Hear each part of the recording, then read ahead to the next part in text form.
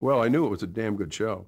In fact, I have somewhere a copy of the presentation that they, now, mind you, this was more of a prototype than a pilot, since we had a series commitment, though CBS could have paid it off and not put it on.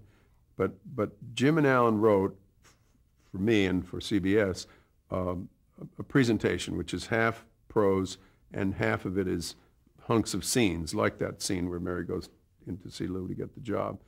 And I looked back at it not long ago, I guess when I was writing the book, and the dialogue in those scenes where it's dramatic as opposed to prose is exactly word for word what it was in the pilot, in the first episode. I mean, it's quite remarkable. But CBS didn't see it right away. They had some problems. In fact, at one time they wanted to get rid of them, Jim and Alan. They fire these clowns, I think was the way Mike Dan said it to me. Get rid of those clowns, is what he said. And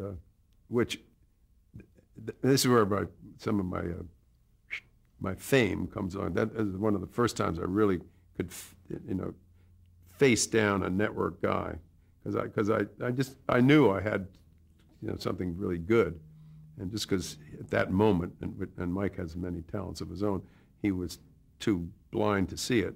It didn't mean it wasn't good. But they had their suggestions. So you fought for the show, you're saying? Yes, I did. And after we made it, it was tested. And there are a lot of tests that networks have made over the years of shows that became very successful that are funny today because the testing was so negative. And Mary's was one of those. How did it go? Mary Richards is a loser.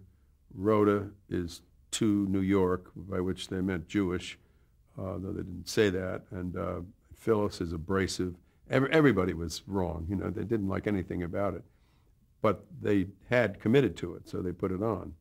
And it didn't do that well that fast. A lot of good shows, most good shows, in my opinion, take more time to find an audience than not so good shows.